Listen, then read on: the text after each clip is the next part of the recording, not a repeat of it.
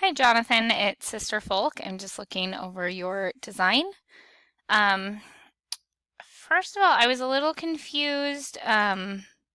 So the assignment says a 600 word article found on lds.org or scroll.org. Well, maybe it was this, huh? Okay, usually I get more like spiritual articles, so this one threw me, but I bet you found it on scroll.com, so that is fine. That will work. Um, okay, so a few things I think we can work on. One thing that's immediately going to make your design a lot more contemporary is to remember the principle of white space. Right now, I feel like there's pretty much no white space on your design. Um, every area you have where there can be something, there is something. All right, so one of the most important things you can do to help do that is you actually have quite a bit of area right here. You can have writing, and your font size is quite large. I'm guessing, I don't know, maybe this is a 13 or a 14. You can really get away with a size 11, even a size 10. That's going to drastically change the look of your article, and it's going to instantly make it look a lot better. So if you look down, let's see, at the examples here, I'm going to just remind you of kind of the direction we're wanting to head. Okay, so I'm going to zoom into this. So look at how much content is on each of these pages. This is 6 paragraphs worth of content. This is even more, but look at how much white space is still existing on the page. Look how far from the edge of the column to the edge of the page. And look how nice and tidy this looks because the font size is so small. So this is the goal. This is the direction we need to be heading. Okay. Sorry. This is the direction we need to be heading, all right? See how large this pull quote is. And it is balanced because it works so well because of the amount of white space, because of the size of the images. So your images you have are actually pretty large, which is good. That's something that we want to maintain. Ian, I am working right now. Please go watch your math show. Sorry. I'm trying to get these videos done during the day, which means my children are not in bed. But I figured you'd rather have them in the middle of the day than tonight when they're asleep. Okay, so one of the things that's going to help you a lot is to remember the focus on the images and have all of this written content come secondary. Make it a lot smaller, pull it a little bit away from the edges, and think of your white space as something that needs as much focus as the images and as the content, okay? That's totally going to make this page look different, which is going to make it look even better. Pay attention to small details like this. You have a missing an E, and I would capitalize your continue here. You may even be able to get the whole article on this page, which would be nice, but if you're having written content on the page and forsaking the white space, then it's not worth it, okay? Pay attention to making sure your columns start at the same place. See how you do have white space here, but you don't have any here, and it creates an unbalanced look on the page. So you want to have things like if you have 2 columns side by side, you want them to start at the same place, okay? See how these are nice and lined across the top of the page. These are the same thing. You have your heading. If you didn't have this as a heading, then it would just be these 2 columns. All right, let me show you the other example here, okay, which has a title kind of like what you're trying to do. So you have this kind of negative black space at the top of this image, all right, and I love that this is a full bleed. That's really, really good. But there needs to be more contrast going on with this. There needs to be more contrast in size. I would even say there needs to be more contrast with the fonts. So one thing that you could do is you could take this by Mark Matte and the date, and you could tuck it under the word weekend. That would instantly provide a little bit of visual contrast here.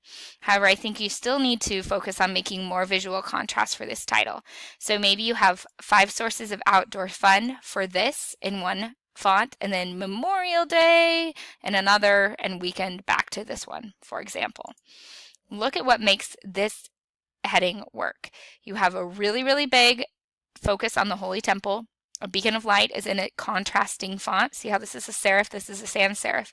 It's in a different color. And then the attribution is also in a different color with some kind of graphical element. So even if you didn't have this line here, the design would still work and it would still be super strong because of the contrasting sizes and the contrasting typefaces. And it's tucked up in the white space, which is black in this case, but you have the exact same opportunity, all this cool negative space up here. So figure out a way to work for it to work. Even if you needed to pull your image down here a little bit and just add a black shape up top so you have a little bit more space. Maybe you add some black on the sides and up top so they're shifted down a little bit and you have some more room for the title. Because when you look at your pages, you want your images to be the first thing to stand out. Your title comes next, and then all of your written content should come third.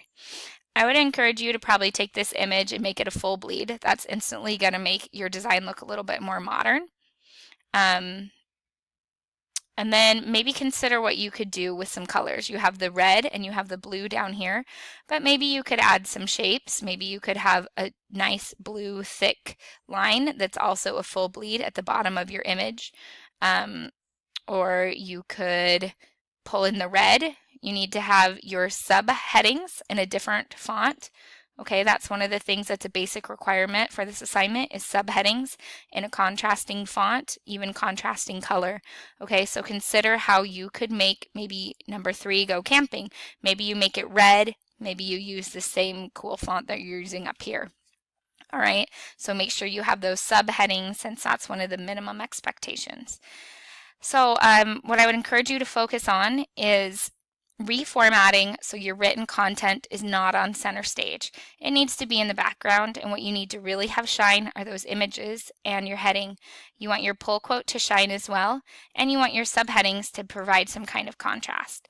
You need to be sure to turn off your hyphens. You're always going to eliminate those hyphens for any kind of professional design.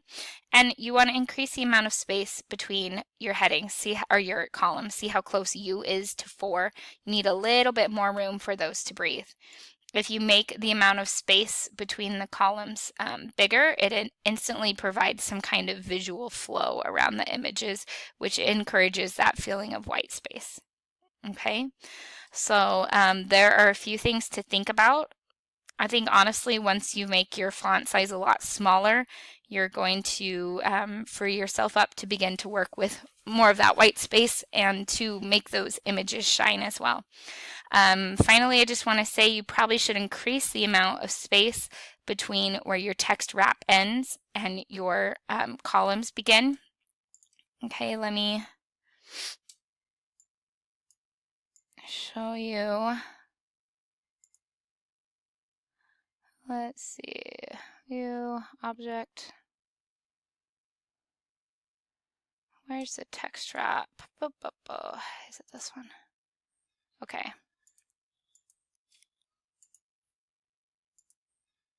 Okay, so when you have a text wrap, you have a few options. You can increase the amount of space. I need my text wrap box to pop up. Text wrap box. Is it window? Yeah. Okay, text wrap box. So what you can do is you can eliminate the fact that they're all linked together, and then you can increase the amount of space on the sides by going up here, or you'll see how I brought that in. You pay attention right here, I brought that in. Yours are pretty close, they're like this. You can push them away by clicking on this button in your text wrap box, and that's going to help make this line not so close to down here. So you need a little bit of room between where any element ends and your other element begins. All right, I think I've given you a lot to think about. If you want to email me a second draft, you can feel free to do that, and I'll let you know if you're still heading in the right direction. One more thing I just want to point out is sometimes it can get a little tricky having white font. When this gets smaller, it might become a little bit more illegible, and so pay attention to things like that. Make sure your white font is always legible on any kind of background that has variety to it. All right, so feel free to shoot me an email with your second draft if you want to. But otherwise, good luck working on that. Thanks, Jonathan.